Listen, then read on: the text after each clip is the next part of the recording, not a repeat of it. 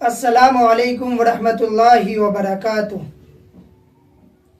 तवाफ़ एक लजीज इबादत है। बात चल रही है हमारे हज के सिलसिले में। इस सिलसिले में मज़ीद गुफ्तगू हो चुकी है। अब यहाँ से तवाफ़ का बयान शुरू होता है। फिर वहाँ बैतुल्लाह के पास पहुँचकर बैतुल्लाह का तवाफ़ कर रहे हैं। इस तवाफ़ में एक आशिकाना शान है।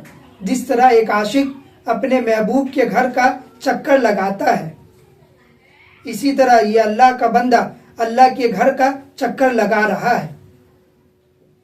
और ये चक्कर लगाना अल्लाह ताला को इतना महबूब है कि इस तवाफ़ में एक एक कदम पर एक एक गुनाह माफ़ हो रहा है और एक एक दर्जा बुलंद हो रहा है। जिन लोगों को अल्लाह ताला ने तवाफ़ करने का मौका अता फरमाया है, वो मेरी इस बात की तस्दीक करेंगे कि शायद रूए ज़मीन पर तवाफ़ से ज़्यादा लजीज कोई और इबादत नहीं है। वो ज़रूर कमेंट करके बताए कि ये बात सही है या गलत। इंसान की फितरत ये चाहती है कि वो अपने मालिक के साथ इश्क व मोहब्बत का इजहार करे, उसके घर का चक्कर लगाए, उसके दरवाजे को चूमे और उससे लिपट जाए। अल्लाह ताला ने इंसान की फितरत के इस तकाजे की तकमील के लिए सारे असबाब इस बैतुल्लाह में जमा फरमा दिए हैं। जब आप किसी से मोहब्बत करते हैं तो आपका दिल चाहता है कि उसको गले लगाऊं, उसके पास रहूं। अब अल्लाह से मोहब्बत तो है, लेकिन उसको गले से नहीं लगा सकते, बराह रास्त अल्लाह की कदम बोसी नहीं कर सकते। इसलिए अल्लाह ताला ने फरमाया कि आए मेरे बंदो, जो काम तुम बराह रास्त नहीं कर सकते, इसलिए तुम ऐसा करो कि ये मेरा घर है, तुम इस घर का चक्कर लगाओ और इसके अंदर मैंने एक हजरे अस्वद रख दिया है, तुम इस हजरे अस्वद को चूमो। ये तुम्हारा हजरे अस्वद को चूमना तुम्हारा इश्क व मोहब्बत का इजहार होगा। और अगर मुझसे लिपटने को दिल चाहता है तो मेरे इस घर के दरवाजे और हजरे अस्वद के दरमियान जो एक दीवार है, जिसको मुल्तजिम कहते हैं, इस दीवार से लिपट जाओ और यहाँ लिपट कर तुम जो कुछ मुझसे मांगोगे, मेरा वादा है कि मैं तुम्हें ज़रूर दूंगा। ये आशिकाना शान अल्लाह ताला ने इस हज की इबादत में रखी है। आदमी को अपने जज्बात के इजहार का इससे बेहतर मौका कहीं और नहीं मिल सकता, जैसा मौका यहाँ मिलता है। हमारे दीन इस्लाम की भी अजीब शान है कि एक तरफ बुत परस्ती को मना कर दिया और उसको शिर्क और हराम करार दे दिया, और ये कह दिया कि जो शख्स बुत परस्ती करेगा वो इस्लाम के दायरे से खारिज है, इसलिए कि ये बुत तो बेजान पत्थर है, न इनके अंदर नफा पहुंचाने की सलाहियत है और न नुकसान पहुंचाने की सलाहियत है। लेकिन चूंकि इंसान की फितरत में ये बात दाखिल है कि वो अपने महबूब के साथ मोहब्बत का इजहार करे, तो इसी मोहब्बत के इजहार के लिए अल्लाह ताला ने बैतुल्लाह को निशान बना दिया और साथ में ये भी बता दिया कि बैतुल्लाह की ज़ात में कुछ नहीं रखा है, लेकिन चूंकि उसको हमने अपने तरफ मंसूब करके ये कह दिया कि ये हमारा घर है और हमने ही इसके अंदर पत्थर रख दिया है ताकि तुम्हारे जज्बात की तस्कीन हो जाए। अब इस निस्बत के बाद इस घर का चक्कर लगाना और इस पत्थर को चूमना इबादत है। इसी वजह से हज़रत फारूक आज़म रज़ी अल्लाह अन्हु जब हज के लिए तशरीफ़ ले गए और हजरे अस्वद के पास जाकर उसको बोसा देने लगे तो उस हजरे अस्वद को खिताब करते हुए फरमाया, ऐ हजरे अस्वद, मैं जानता हूँ कि तू एक पत्थर है, न तो तू नुकसान पहुँचा सकता है और न फ़ायदा पहुँचा सकता है।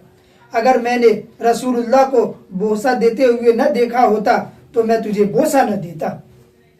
चूँकि अल्लाह ताला ने रसूलुल्लाह के ज़रिए ये सुन्नत जारी फरमा दी है, इसलिए इसका चूमना और बोसा देना इबादत और सुन्नत है।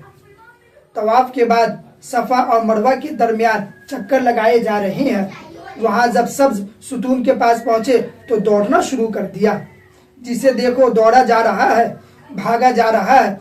अच्छे खासे संजीदा आदमी, पढ़े लिखे तालीम याफ्ता आदमी, जिनको कभी भाग कर चलने की आदत नहीं, मगर हर एक दौड़ लगा रहा है, चाहे बूढ़ा हो, जवान हो, बच्चा हो। ये क्या है? ये इसलिए दौड़ा जा रहा है कि अल्लाह ताला ने और अल्लाह के रसूल ने इसको सुन्नत करार दिया। हज़रत हाजरा अलैहिस्सलाम ने यहाँ दौड़ लगाई थी اور اللہ تعالیٰ کو ان کی یہ ادا اتنی پسند آئی کہ قیامت تک آنے والے تمام مسلمانوں کے لیے یہ ضروری قرار دیا کہ جو حج کرنے آئے گا وہ صفا اور مروہ کے درمیان چکر لگائے گا اور دوڑ لگائے گا۔ جب 8 ذی الحجہ کی تاریخ آ گئی تو اب یہ حکم آیا کہ مسجد حرام کو چھوڑ دو اور مینا میں جا کر 5 نمازیں ادا کرو۔ حالانکہ اطمینان کے ساتھ مکہ میں رہ رہے تھے اور مسجد حرام میں نماز ادا کر رہے تھے، جہاں ایک نماز کا ثواب 1,00,000 نمازوں کے برابر مل رہا تھا۔ لیکن اب یہ حکم آ گیا کہ اب مکہ سے نکل جاؤ اور مینا میں جا کر قیام کرو اور 5 نمازیں وہاں ادا کرو، کیونکہ اس حکم کے ذریعے یہ بتلانا مقصود ہے کہ نہ مسجد حرام میں اپنی ذات کے اعتبار سے کچھ رکھا ہے اور نہ بیت اللہ میں اپنی ذات کے اعتبار سے کچھ رکھا ہے۔ جو کچھ ہے وہ ہمارے حکم میں ہے۔ جب تک ہمارا حکم تھا کہ مکہ میں رہو، اس وقت تک مسجد حرام میں ایک نماز کا ثواب 1,00,000 نمازوں کے برابر مل رہا تھا، اور جب ہمارا حکم یہ ہے کہ یہاں سے جاؤ تو اس کے لیے یہاں رہنا جائز نہیں۔ مینا کے قیام کے بعد اب ایسی جگہ تمہیں لے جائیں گے جہاں حد نگاہ تک میدان پھیلا ہوا ہے، کوئی عمارت نہیں، کوئی سایہ نہیں۔ ایک دن تمہیں یہاں گزارنا ہوگا۔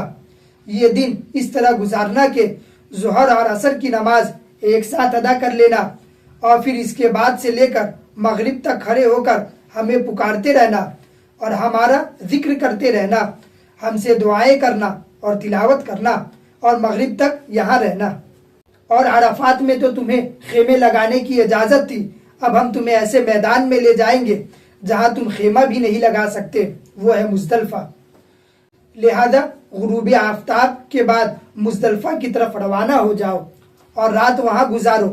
عام دنوں میں تو یہ حکم ہے جیسے ہی غروب آفتاب ہو جائے فوراً مغرب کی نماز ادا کرو، لیکن آج یہ حکم ہے کہ مزدلفہ جاؤ اور وہاں پہنچ کر مغرب اور عشاء ایک ساتھ پڑھو۔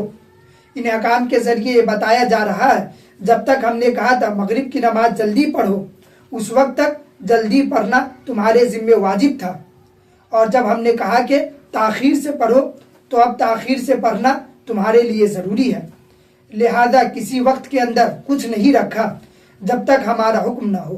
قدم قدم پر اللہ تعالیٰ عام قوانین کو توڑ کر بندے کو یہ بتا رہے ہیں کہ تیرا کام ہماری عبادت کرنا ہے اور ہمارا حکم ماننا ہے۔ اب مزدلفہ سے پھر واپس مینا آؤ اور 3 دن یہاں گزارو۔ اب یہاں 3 دن کیوں گزارے؟ یہاں کیا کام ہے؟ یہاں تمہارا کام یہ ہے، یہاں مینا میں 3 ستون ہیں جن کو جمرات کہا جاتا ہے۔ ہر آدمی روزانہ 3 دن تک ان کو 7 کنکریاں مارے۔ ذرا اس عمل کو عقل و خرد کی نظر میں دیکھو تو یہ عمل فضول اور بیکار نظر آئے گا۔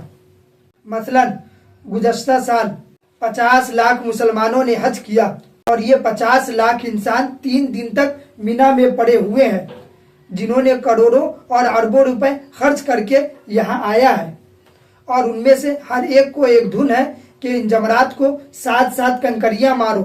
اچھے خاصے لوگ، عقل والے انسان، مگر جس کو دیکھو وہ کنکریاں ڈھونڈتا پھر رہا ہے اور پھر ان جمرات کو مار کر خوش ہو رہا ہے، میں نے یہ عمل پورا کر لیا۔ کیا یہ کنکریاں مارنے کا عمل ایسا ہے جس پر اربوں روپے خرچ کیے جائیں؟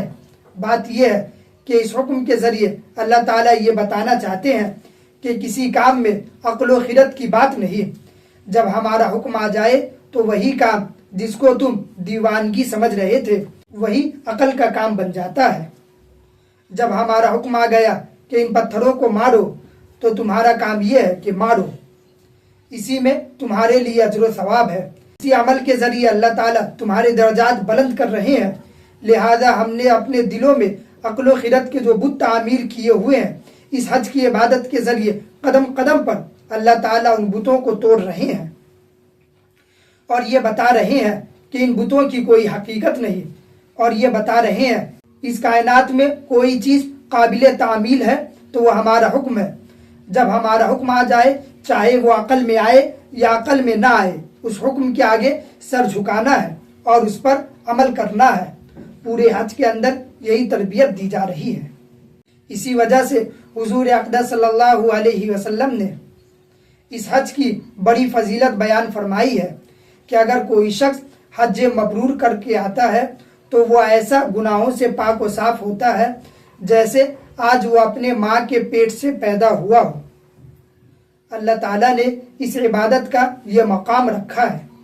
ये हज किस पर फर्ज होता है, इसके बारे में अल्लाह ताला ने एक आयत में बयान फरमाया, वलिल्लाहि अलन्नासी हिज्जुल बैति मन इस्तताअ इलैहि सबीला, यानी अल्लाह ताला के लिए लोगों पर फर्ज है कि वो बैतुल्लाह का हज करे, और ये हर उस शख्स पर फर्ज है जो वहाँ जाने की इस्तिताअत और सलाहियत रखता हो, यानी उसके पास इतने पैसे हो कि वो सवारी का इंतज़ाम कर सके। फ़ुक़हा किराम ने इसकी तशरीह में फरमाया कि जिसके पास इतना माल हो कि उसके ज़रिए वो हज पर जा सके और वहाँ हज के दौरान अपने खाने पीने और रहने का इंतज़ाम कर सके, और अपने पीछे जो अहलो अयाल यानी बीवी और बच्चे और रिश्तेदार को छोड़कर आया है वापस आने तक उनके खाने पीने का इंतज़ाम कर सके, ऐसे शख्स पर हज फर्ज होता है।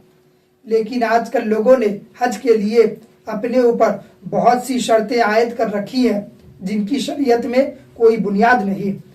इसके बारे में इंशाअल्लाह अगली वीडियो में तफसील के साथ अर्ज करूँगा। मैं उम्मीद करता हूँ वीडियो अच्छी लगी हो। व आखिरु दावाना अनिल हम्दुलिल्लाहि रब्बिल आलमीन।